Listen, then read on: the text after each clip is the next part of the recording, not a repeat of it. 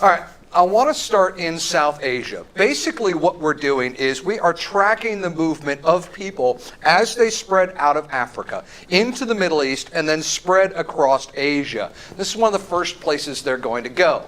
I'm going to use a couple of different terms when we're talking about this area. South Asia is the broad term that will include India, Bangladesh, Pakistan, and a few other countries. But there's also another term. It's called the subcontinent. And I'll use that term quite a bit. All right. As every time, we're going to take a little bit of time and look at geography.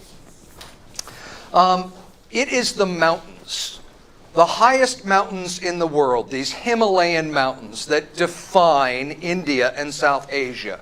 This will be the barrier that is going to isolate them for a long time, but it's not a fixed barrier. But that being said, these are the highest mountains in the world. Everest, K2, this is really dangerous stuff. So there aren't a lot of passes, certainly to the east here. Here, though, through Pakistan and Afghanistan, there are breaks in the mountains. And this is where the invasions and the people will be coming in. But more importantly, it's geography of place that makes India so important. I wish this map didn't cut right in the middle, but what you need to do is picture Asia as one giant continent, Asia and Eurasia, and Europe, all connected. On the far end is China, one of the stablest, longest lasting civilizations in the world. On the other end, Europe, the West African kingdoms, and right in the middle is India. India becomes the middleman of the world. Where was Columbus trying to go? Why? Money. Money. That's where the spices are. That's where everything is. In other words, India was the Walmart of the ancient world. Everybody went there. Everybody dropped off their goods, and everybody came there because you could get anything there. And a lot of this is the geography of place. When you buy a house, location, location, location. Yeah, same thing. India is in the perfect location. I've told you guys this before. The Atlantic Ocean isn't really important until after the period we're looking at, until the age of exploration in Columbus. It's the Indian Ocean that is the center of world commerce and trade and activity. This is why we have the Swahili coast in Africa. We looked at that in the last unit. That name comes from coast dwellers, and they create these trade empires. Okay, so it's the mountains that are going to define India. But there are really two main sections of the subcontinent. Here in the north are the river valleys. This is where people will first populate the region and really where the early civilizations are going to grow. Both of these rivers are seen as holy. They are blessed waters. They come from the mountains. Of course, this is the home of the gods. Here in the west is the Indus River, I-N-D-U-S. This is where India gets its name. It's also where their chief god gets its name, Indra. Here in the east is the Ganges, G-A-N-G-E-S. This, even more than the Indus River, the Ganges is seen as a blessed and holy river, that its waters are actually blessings from the gods. And it shouldn't be any surprise, the Buddha is going to be born and do most of his time here as far as his ministry. To people in the West, a lot of these ideas and what people do in India is going to be really kind of foreign to you. For example, and I've seen this in videos and I've seen it confirmed, people use these as basically floating toilets. They will use the rivers as ways to get waste away from themselves, and then they also use that same water to bless themselves. Isn't that nice?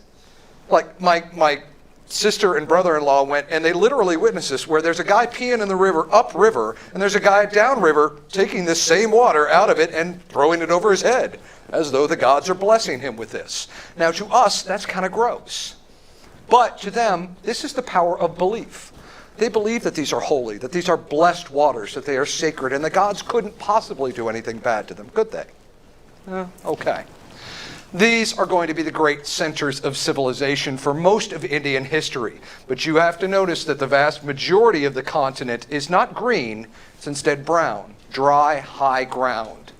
This is what is known as the Deccan Plateau, D-E-C-C-A-N, Deccan Plateau. E-A-U. This is basically like if you went to Kansas. As exciting as that sounds. It is high, it is dry. Part of India's big problem is they have a massive and very rapidly growing population, but they don't have nearly enough land to support that population. Probably within the next 5 or 10 years, India will become the most populated country in the world. They're going to pass China really soon. One of the biggest problems is they just can't simply feed that population. That's very much a contemporary problem. Okay. We know that there were people in the Indus River Valley as early as 7,000 years ago. 7,000 years before Christ, excuse me. That's 9,000 years ago. There were people there as early as 20,000 years ago. So this is an area that's going to be early populated. By about 3000 BCE, they pick up settled agriculture. They're picking this up from the Middle East, which is right here. They're not that geographically far. These ideas are going to pass back and forth across the Middle East, and they're going to make their way into the subcontinent. The first organized civilization that we know in this area comes to be known as the Harappan. They're named after the first city that is found by archaeologists, Harappa, and thus it becomes the Harappan civilization. These are city-states, like we've seen in Mesopotamia, these small city-states that are going to be conquered and put under a single empire. Probably the most famous of these is Mohenjo-daro. There's also been really recent archaeological work off the coast, where cities are being found actually in the Indian Ocean now. And this shows us that sea levels have risen over this time. We found the same thing in Egypt. There are civilizations, there are cities off the coast of the delta that are in the Mediterranean that are just being excavated now. Okay. This is a civilization that began about 3,000 years before Christ, but they had something that no other civilization had or would have for a long time. They had running water. Every single person had running water in their house. Flush toilets, sinks, showers. Now, you guys live in a world in which you can just do this, I hope, at any time. You're not so going out to the outhouse. Your grandparents did, probably. But you have this in your home. That's not going to be the case in world civilization until the 20th century. These people do it 3,000 years before Christ. And it's a technology that's going to be largely lost. Even the Romans didn't have this. Romans had public baths, and they could get water into one centralized place, but not every single person's home, rich or poor, had that. This is the only civilization that's able to do that. So clearly they're advanced, technologically advanced, they're well organized. You can't create a water system that runs throughout an entire urban center without being organized and having those kind of skill sets. But these Harappan are going to run into another people that we've talked about before, and these are the Aryans. These are not white people. Okay? These are not Hitler Youth. These are, if you want to see an Aryan, go to India today. These are brown people. And they had made this long journey, this migration out of Central Asia, and you can see one of the first places they go is into northern India, and they make their way through the breaks in the mountains. The most famous of these, and this is an area that's still being fought over today, one of these breaks in the mountains is known as the Hindu Kush. Now, where have we run into that Kush term before? As he grins his way, yes, okay, there's that, okay, there's what's growing in his basement. Where else have we run into that term? Egypt, exactly. These were the people south of Egypt that were enslaved and sometimes turned the tide on Egypt and enslaved them, right? It's the same word, they have very different meanings. Here in this case, it just means a pass or a break in the mountains, okay? That's all this means. And it's through that Hindu Kush that the Aryan people are going to invade into India. And they begin this about 1500 BCE. And this is going to be violent. And it will lead to a clash of two cultures. And that clash of cultures is going to create a religious system and a social system that is with us still to this day. Most notably, these Aryans brought with them, I'll come back to that in just a second, these Aryans brought with them a multitude of gods. And as they moved into the Harappan civilization, they adopted and adapted some of their gods as well, but only the successful ones, okay? If my god of war, in this case, is Indra, and my god of war defeats you in battle, am I going to adopt your god of war? Why would I? You're a loser, right? Well, I don't want your loser god. But if you're really good at agriculture, I'll adopt that guy. The Romans did the exact same thing. This was typical in the ancient world. Gods were more like friends, business associates, people that could help you out if you got them on your side. We tend to think of God as one monolithic creature. They thought of them as different, discrete departments. You're in charge of this. If you're really good at that, maybe I should hire you to work for me or work with me. Same kind of idea. So this clash of cultures is going to result in the creation of the world's oldest religion. This is Hinduism.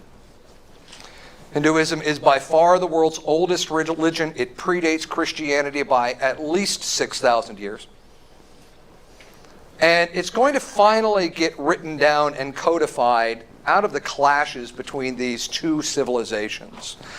One of the results of this is going to be the writing down of a series of 4 collections. These are collections of hymns and songs and prayers. These collections are known as the Vedas. This is the original religious text of Hinduism. And this stuff is really, really old. It has an oral tradition that reaches all the way back about 6,000 years before Christ. These will be written down in their final form about 600 years before Christ. So this is an ancient, ancient belief system.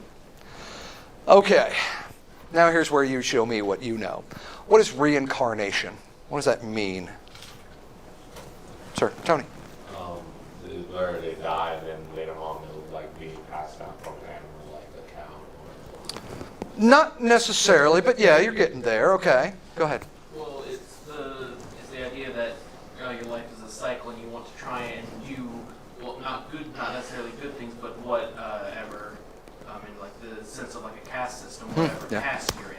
Okay. And if you do the good things and you do what you're supposed to do, you'll eventually move up in when you're reincarnated into something else. So Okay. instead of being reincarnated as another poor person, you might be reincarnated as someone who's born into a rich family. Sure. But What's that collection of doing what you're supposed to do? What's that known as? You're gathering good karma. Exactly. That is what you gather. It's like a cosmic bank account. And it's not necessarily, and I notice how careful you are, it's not necessarily doing good things like we think of today, not sinning and things like that, but rather doing what you are supposed to do, what your assigned role in that civilization is. So I think there's a really good depiction of this. If you can see that wheel on the wall there, that's a picture, a physical description, a depiction of what karma is. You will constantly be born, die, and be reborn forever. Hinduism does not have an end to the universe. They do not have an Armageddon. There is not a final judgment. You are judged at the end of every single life based on your karma, and that will determine what you come back as. You could come back as another human. You could move down to the animal realm as well. And all life is connected. In the Hindu religion, everything that breathes has a soul. Everything. So, if you believe this, then you will get to see your puppy in heaven. There is no heaven. But anyway, okay. Okay, if you really think about this, an infinity number of lives, that means that at one point, you were your father's father. All possibilities. We talk today, you laugh, but physics claims that there's infinite numbers of universes, the multiverse, right? What's the difference? Absolutely none. It's the same idea, and physics has proven this. So maybe this is the right religion. I don't know. I don't really care. But I think it's a fascinating idea. This is going to be the oldest and the longest lasting and one of the most pervasive religious systems. But, okay, if you're just going to be born and die and rise up and down this level, in one life you're a grasshopper, in the next life you're a Brahmin and a priest, what's the point of existence? You just going to keep cycling this? Yeah. Forever? I guess. Sounds fascinating. Great. You don't really have a choice. Hmm. You're gonna keep coming back. We're going to see, though, that there is a response to this. Buddhism. Buddhism will emerge as a response to this, as a way to break out of this never-ending cycle and to achieve an end to that. What's the word for that ending? That nirvana, exactly. That's the promise that Buddhism brings. That comes much later, though. That's a response to this. Okay, So these Vedas set up a social system. This is a religious system. This is a social system that is known as, and you mentioned this, the caste system. You need to understand this intimately for the exam and just simply to understand South Asia. Okay. This is a system in which you are born into the exact same social position in which you will die. Zach, what's your dad? What's he do? Okay, that's what you're going to do forever. Forever. That's what your sons will do. That's what everybody in your line will do for all time. Dylan, what's your dad do? I don't know. Awesome. I don't know. We can call it like a carpenter, I guess. Okay. Do you want to do that? No. Nobody cares. Okay. In this, nobody cares what you want to do, your aspirations. There's no social mobility. There's no, well, I could be the first one to go to college. No. You are going to do exactly what your father did. You are going to fulfill the role in society that is required of you because, to be brutally honest, we need janitors, don't we? Not everybody can be the doctor. Not everybody can be the CEO. We need secretaries and janitors and people to do the work that other people don't want to do. In this system, all of these needs of society are met. Okay. You are born into one of these systems. The broader set is called a Varna. V-A-R-N-A. So there are, and they began with 4 of these Varnas. This 5th one will be added over time. More specifically, you can chop this up into smaller sections that are known as Jati. That would be your specific job. So, if your father is a plumber, you are born into the Jati of plumbers. You will hang out with other plumbers and their families. You will marry a plumber's daughter. It's kind of like a trade guild where everybody knows each other, and this is a social circle in which you operate. Now, I want you to notice something very unique about this. At the very top of this are the priests, known as the Brahmin. These are the people with by far the greatest amount of power of Indian civilization. We've never seen this before. We've seen civilizations where priests are equal with the emperors. We've seen them where they're just under. But we've never seen a system where religious leaders are on top of that civilization. Notice warriors and rulers are beneath them. These Brahmin determine your karma. They are the ones that carry out the rituals, that advise you on how to live your life so that you can rise up through these ranks and eventually achieve that level of prestige, that top level of society. But then what? Do you just stay there? You have to do your job. Yeah, but if you don't do your job well, then you got to go down to this. And You go for a ride. yeah, well, you don't quite go straight there unless you really Hitler it up, but okay, all right. So we have all these functioning parts of society. We have the priests, the religious leaders, the physical leaders, the political and military leaders, skilled traders and merchants, unskilled workers. I want you to remember something here. When we talk about China, they're going to have a pecking order kind of like this, but merchants are at the very bottom. Remember that, okay? We'll hold on to that. This last group, the pariah, will be added later on. They are not part of the Vedas, but they will be added later on. These are people that work with the dead. They bury bodies, they kill animals, they tan them. Why would that be karmically bad? Because everything has a soul, exactly. Every living thing. You got to remember that hamburger, that Bojangles you just ate could have been your grandma. That is some messed up stuff, isn't it? Like Aunt Jody, what the hell, This is why every Hindu is a vegetarian. That being said, recent scientists have found out that when you eat broccoli, it screams. Isn't that awesome? Like, who doesn't want to hear your broccoli? I want a really sensitive mic so that, oh no, think of the children. My son would devour broccoli finally. He'd be like, oh yes. Seth Rogen is a genius for making that movie.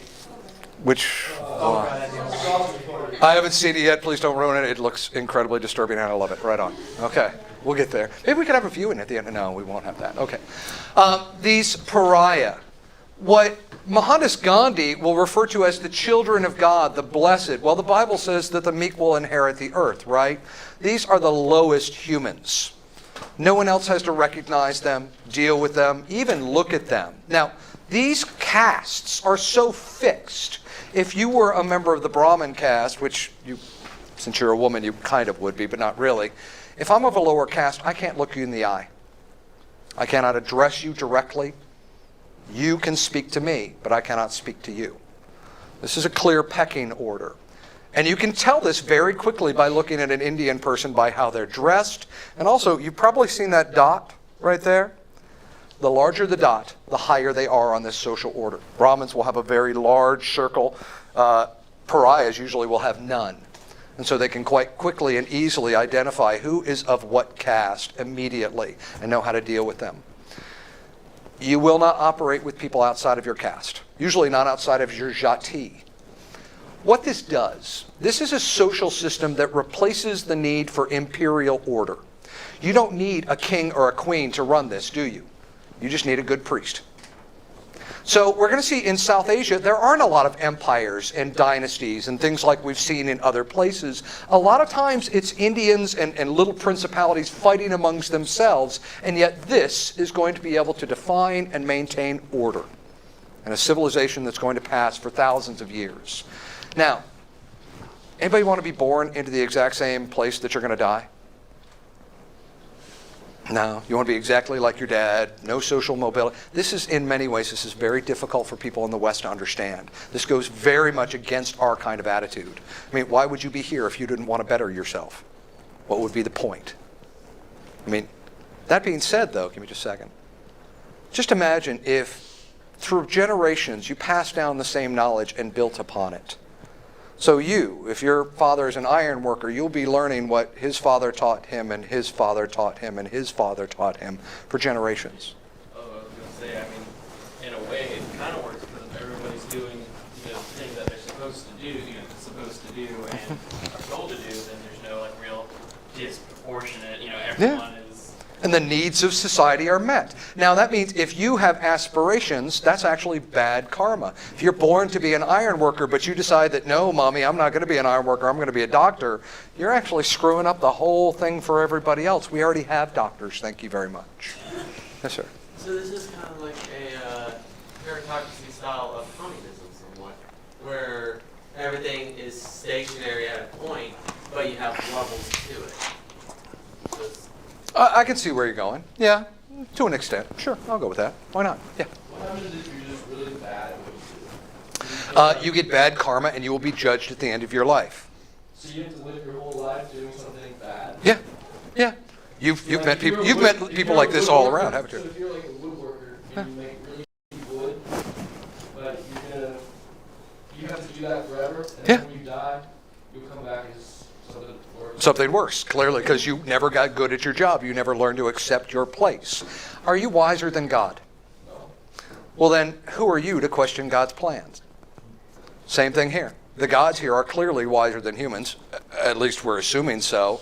They have a plan for all of humanity. Who are you to question it? It's a powerful system.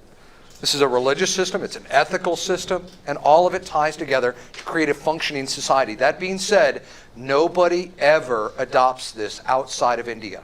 I think you can see why. There's nobody exporting this into the United States. Can you imagine if we did this today in the United States?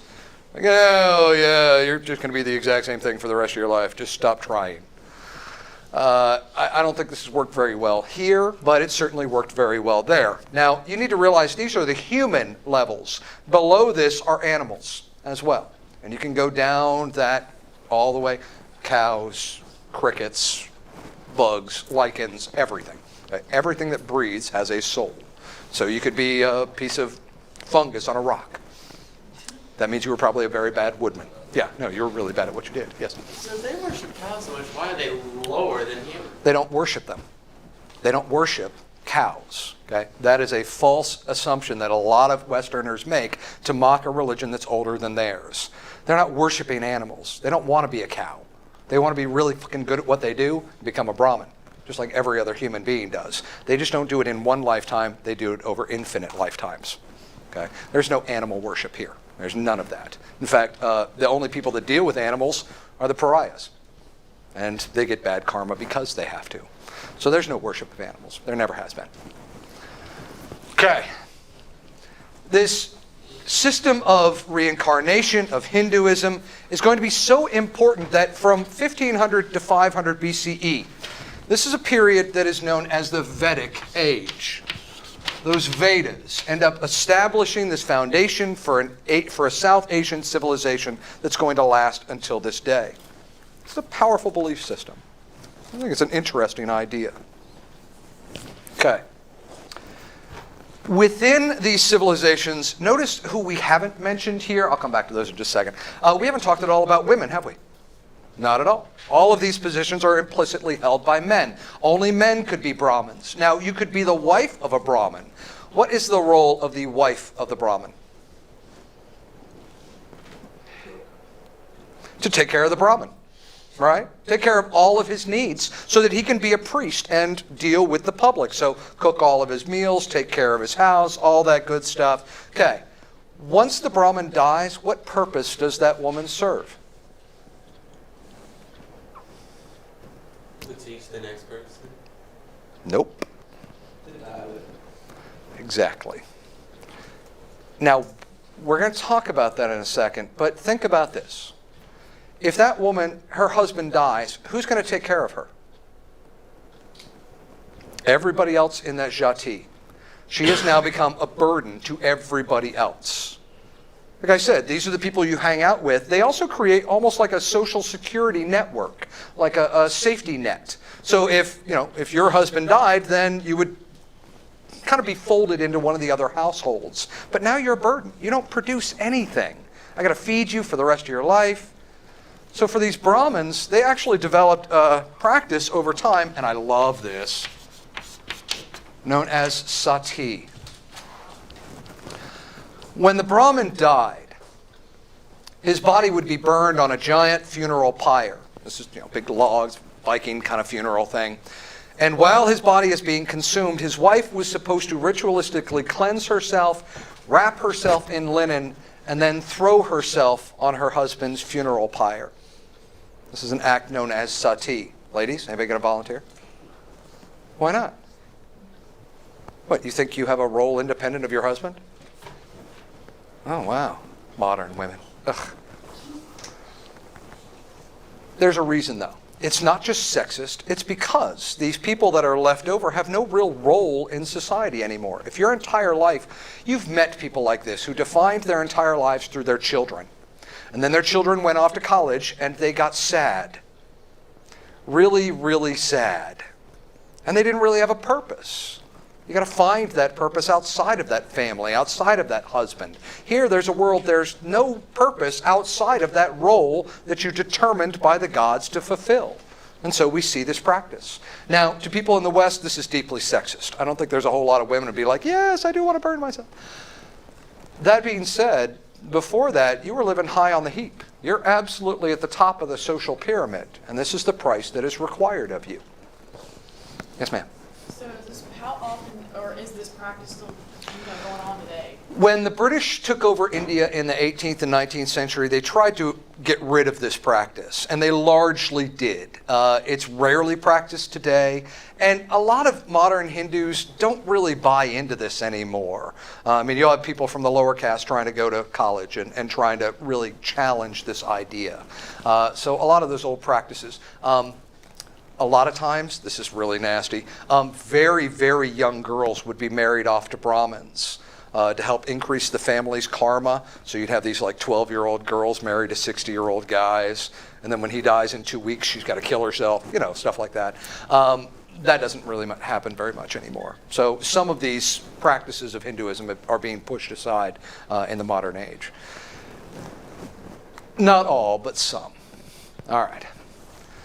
So we have this development of a very advanced civilization. It works. These Brahmin hold together very important positions. But around 800 BCE, we see a series of new ideas come out of these Brahmins being extolled in some of the most beautiful poetry that we're going to see in the world. This collection is known as the Upanishads. And this is what they will use to clarify and to express their religious beliefs. These are poems written usually by Brahmins. These dialogues is really what they are. If you're familiar with Plato, Plato did the same thing, where he wrote down a series of imaginary dialogues between him and his teacher. That's a lot what these are. And this is where they really started to talk out and work out a lot of their ideas. One of these is the doctrine of samsara. S-A-M-S-A-R-A. This is generally what we talk about when we talk about reincarnation. The idea here is that you will die, we all will, and then you go and you are judged. Your soul is judged. According to your works in this life, that karma, and then you will be assigned to a new Jati in your next life. That idea of samsara is being worked out here, that process. They also talk that all of this is based on karma. That's really where we see the first mentioning of this, is in the Upanishads. I just want to read this piece. I love this stuff. As is the human body, so is the cosmic body. As is the human mind, so is the cosmic mind. As is the microcosm, so is the macrocosm. As is the atom, so is the universe. That, right there. Atom. That word is being used 800 years before Christ. We didn't confirm that there was such a thing as an atom until 1938. And this is going to be the center of that idea. Wiccanism has the exact same idea. As above, so below. And this actually works out in physical law as well. Also, it's going to inspire a bunch of damn dirty hippies. In the 50s and 60s, your parents read this stuff while they're getting high in the back of a van on a beach someplace. And we're like, dude, let's see a dead show. This stuff was hugely popular back in the 1950s. And Hinduism and Buddhism are going to be very attractive to a lot of Americans during that period. These ideas mesh very well with and support the caste system. And that reinforces social discipline. You don't need a king to tell you what to do. You have an entire social system that does that. You don't need laws and authority to impose from above. You have that already built in. You know what you're supposed to do, what your parents tell you to do, what your role is in that civilization. And this creates a very advanced civilization that lasts and works well. Obedience. This is probably the core cultural value that comes out of this. You are to obey. You are to know your place, to do as you are supposed to do, as you have been told to do by the gods. It works. It doesn't work well with the mindset of the West, but it really, really works. There were those, especially these ascetics that wrote these Upanishads, that were trying to escape this endless cycle of death and rebirth and death and rebirth. And out of that, as we'll see next time, is going to emerge Buddhism and a couple of other challenges to Hinduism. All right. By 500 years before Christ, India now had a social and a religious system that functioned very well, that's going to pass into the modern age. They had distinctive cultural traditions, strong social structures, and powerful armies that would fight with invaders and would drive them off.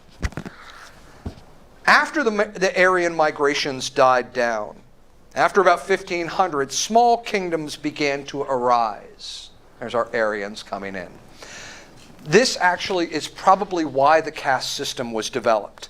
The Aryans won, and so they put themselves at the top as the priests and the kings. And this is how they distinguished themselves from the people that they had conquered. They made themselves basically the top of the social heap and pushed everybody else down to these lower levels. And it worked. The people didn't like it, the conquered people didn't, but too bad. Unification finally came. India is going to be only unified really twice in its entire history. And this begins with this man, Chandragupta Maurya. That's a hell of a name, isn't it? Hey, well, they think that Bob Smith is a stupid name, so there you go. Chandragupta Maurya is going to create the first Indian empire, and it's simply named after him, the Mauryan Empire. He begins his conquest about 320 before Christ, and just a few years later, he had overthrown most of the rulers of this state, and had been able to conquer all of northwestern India. This is where he begins in the Indus River Valley. And then he will spread out through the Deccan Plateau. Chandra is a conqueror. Once again, it's going to be his grandson who is going to create an empire. Ashoka. Ashoka will finish many of his grandfather's conquests, but he's the one that really is the lawgiver. He's the administrator. Okay? We've seen this case before, where you have men like Alexander that are great conquerors, but they can't hold it together. It takes Ptolemy and Seleucus to hold those empires together. Ashoka is the one that will be not only a conqueror, but a lawgiver. And you can see that through these. He had these erected in all of the major towns. These are called the Rock and Pillar Edicts, in which he literally had the law carved into stone and put in the center of town. Where else have we seen this? Hammurabi did much the same thing, exactly. These are the lawgivers. These are the people that bring order to a civilization, that allow it to last beyond their time. Justinian did the exact same thing as well, with his reworking of the Roman law. The great lawgivers. Ashoka should certainly be included in these. Ashoka is also going to be famous for becoming a great advocate of Buddhism. And he will become one of the first official advocates of this. This is one of the big reasons why Buddhism is going to spread. I want you to notice, though, this. Notice this area here, what's now Afghanistan and on into Pakistan. This is an area back then that was called Bactria. Bactria. That's horrible writing. I think I've got another one of it. Right there, Bactria. Okay. This is going to become the great conduit for trade in and out of India. Bactria is one of these amazing examples of a landlocked kingdom that's going to be one of the richest places in the world, because they are on that route out of India to the west, through the Middle East into Africa, and even around the Himalayan mountains into China as well. Bactria is another one of these kingdoms. All they do is tax the goods coming through them, and they become fabulously wealthy because of that. Clearly, this is a sign of how viable the trade was going into and coming out of India.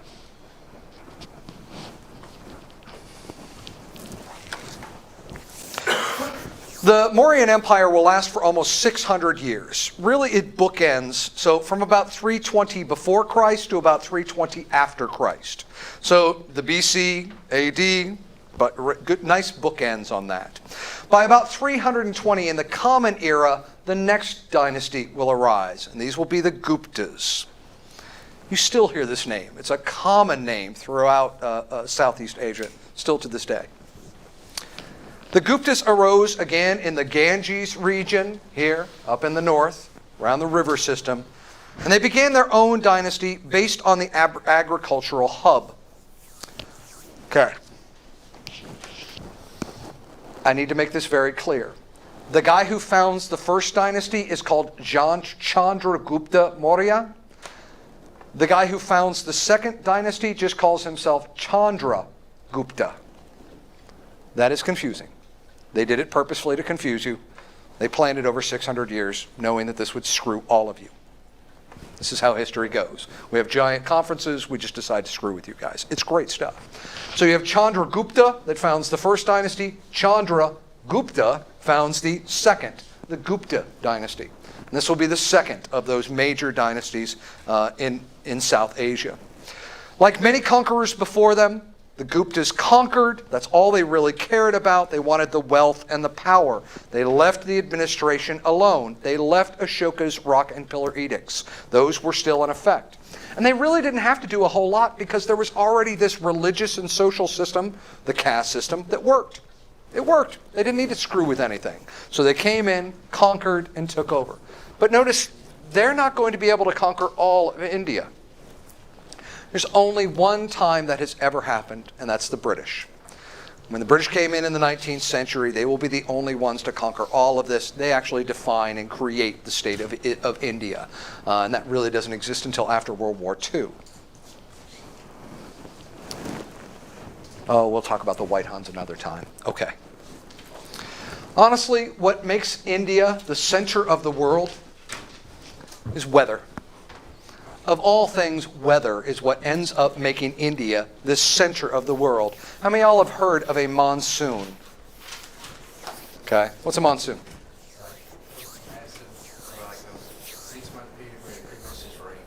Y'all have seen, how many of y'all have seen Forrest Gump? Raise your hand, come on now. All right. You know that part where it starts raining? And then he starts describing it like the shrimp, right? There's hard rain, and there's soft rain, and there's a rain that comes at you from the side, and there's a rain that comes up to you from the ground. I do that pretty good, right? Yeah, all right. I was deprived oxygen in the womb, but whatever, okay. Those are the monsoon rains. We've even run into them over here in Egypt. Those monsoons, the far end of them, feed the mountains, which feed the Nile every single year. They're predictable. And you're right. For about 6 months, India is dry as a bone. And then for about another 6 months, it never stops raining. Y'all bitch about this here so bad. You get 2 days of rain here, and people are like, I'm going to commit suicide. I'm thinking, right on. No? What?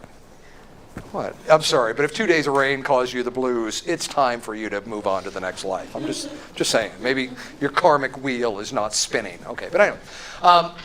6 months. Imagine this. It is dry as a bone, and suddenly it is flooding everywhere. How do you manage agriculture like that? Or for 6 months it's bone dry, and 6 months it's a flood? Huh? Not very well. Very carefully. You have to be very careful about this. You got to store water during the dry months. You have to drain that water off during the wet months. It's going to be very difficult for them to feed a very rapidly growing population.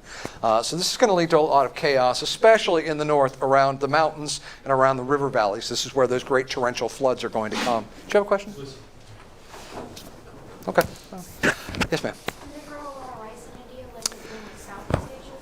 They adopted it from Southeast Asia, and that's really going to help with a lot of these problems. Is that's something that can be grown in the wet and in the dry seasons as long as you manage your agriculture very carefully, and that's going to help a great deal. But still today, they can't feed all of their people. Yes, sir. Since, as we've seen before, religion usually kind of reflects the area that you live in. Are the gods that they worship very temperamental? Oh, yes, absolutely. In fact, their chief god, and I meant to cut this, but I didn't. There you go. Their chief god is Indra. This is the god of war. And this comes in along with the invasions of the Aryan people. But all of their gods are capricious. Many of them can switch genders. There's a couple of their gods that go from one day being a man to one day being a female. And they can go back and forth. They have wars in which they rip each other apart. They're nasty. Yeah. And so very much, again, we're seeing that their gods are a reflection of the environment in which they grew up, in which they live. That's excellent. Yeah. Indra, in fact, can change gender. Those monsoon winds, for 6 months, the winds come off of the Himalayan mountains. These are dry and cold. Those are their winter months. But then during the summer, those winds shift and they come off the Indian Ocean, warm and wet, and they dump rain constantly for months on end. Okay, now let's just imagine you're sailing a ship from the Mediterranean, making your way all the way through the Red Sea, through the Indian Ocean, trying to get to China. Are you going to be able to make it there without getting caught up in the monsoons? No way. Absolutely not. You don't have enough time. You can't get there fast enough. So what ended up happening is that sailors who are going back and forth across Asia get stuck here in India during those monsoons. And so there, they make warehouses. You're stuck there. You only have a certain amount of goods. You got to trade. You got to have food, place to stay. This ends up exploding trade and commerce and making India really the center point of world trade. Before the Western Hemisphere is discovered, this is the center of global trade. And a lot of it's just simply due to weather. You just simply can't get through that fast enough to make it back and forth. Traders coming from Europe would plan on a 2-year journey to get to China. At least a few months stuck here in India, you'd get to China, you'd try to get back, you'd have a couple more months stuck in India, and you'd finally make it back if you were lucky and everything went well. Just imagine going for a 2-year-long shopping trip. And that's how long you're going to be away from home. Everything you got to plan for that. You can't just have, a couple of bucks with you. You got to make some serious planning with this. India is going to benefit greatly just simply from this geography, especially once trade becomes much more heavy over water than over land. We've seen before, it's much more efficient to take stuff and people over water than it is over land. You can take a whole lot more, you can make it much faster as well, and once that maritime revolution begins to burst, about 3,000 years before Christ, India becomes this great center of global trade. There we are, okay. All right, I want to talk about this just a little bit more, talk about the caste system and Jatis. This is a clearly patriarchal system. What does that mean? What's patriarchal mean? Exactly. Men are in charge. And we saw that with the case of Sati as well, right? In all of these professions are assumed to be male-dominated. If you're born into the house of a plumber, you're not going to learn how to plumb. You're going to learn how to take care of a house. These traditional female roles. Now, it sounds like women are inferior in this system, but if you've ever been in an Indian household, the oldest woman runs the show. Period. You got a grandmother living in that house, and it doesn't matter if the oldest male is a doctor and a lawyer and the president of the United States, he listens to grandma. And he does what grandma tells him to. The oldest woman inside the house is absolutely the authority. Outside of the house, the man is the authority in his own world. But inside that home, women absolutely rule the roost. They are in charge of the women, in charge of the care of the household, managing expenses. All of that is woman's work. And it is seen as their duty.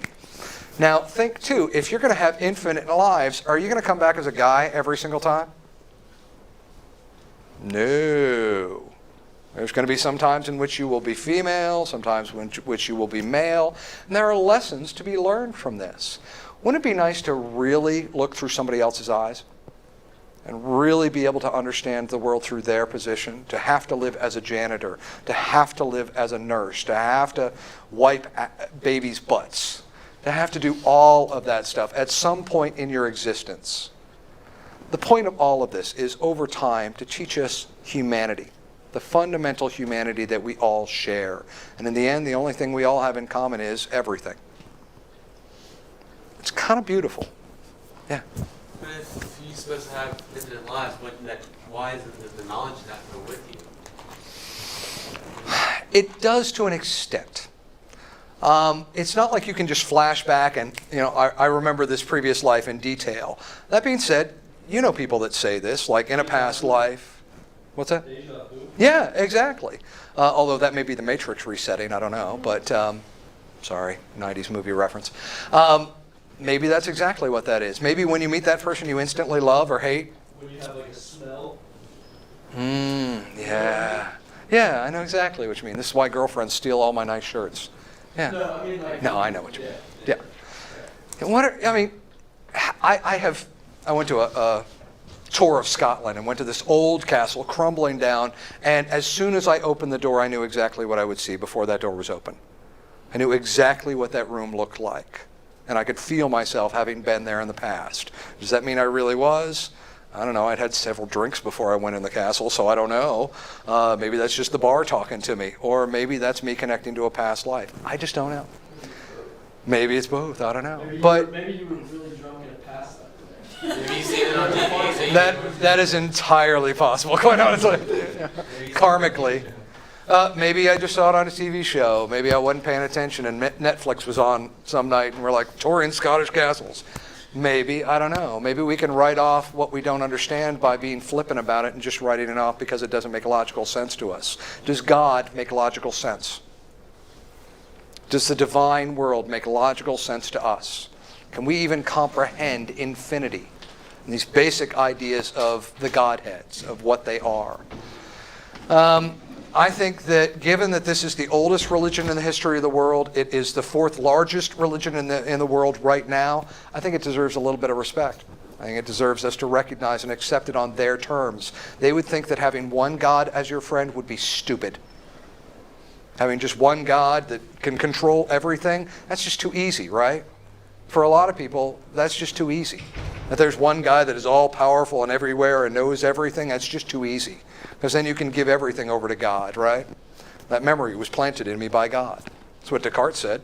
Descartes said the only way that we know that there is a God is because God gave us the ability to imagine him. It's kind of ridiculous. I can imagine unicorns. that poop ice cream. Actually, no, I saw that commercial. But I can still imagine it. Does that make it true? Maybe. I hope so. Maybe if you see it in Maybe. This idea of a never-ending cycle, that we are all part and parcel of the universe and always will be. There is no end to this. This is eternal. This becomes known as the wheel of Dharma. That never-ending cycle. Now, when we look later on next time at Buddhism, Dharma takes on a different meaning. It's a way to break with this tradition of the past. I really want you guys to work with this and to think about what this would mean. That this position that you are born into, that your father has, you will have forever. And it is your job to accept that and to excel at it. Not to be the suckiest woodmaker, but to be the best. To carry out your obligations to your family and to your civilization. To play your part. Because that's what the gods have given you to do. That is how you will achieve good karma, how you will rise through successive lifetimes. Now, we do see cases in which particular Jati, entire groups, can move up and down this line. For example, if you're at war, then these warriors are going to be pretty important, right? But at a time of peace, are warriors that important? So the entire Jati can drop down in importance. Individuals don't change their position, but the entire group can. That importance, how important they are to civilization at that time, determines where that subset sits, and how important and how much prestige they have. All right, guys, I think that's heavy enough for one day. We will pick up Buddhism next time. Thank you very much for your time. See you all then.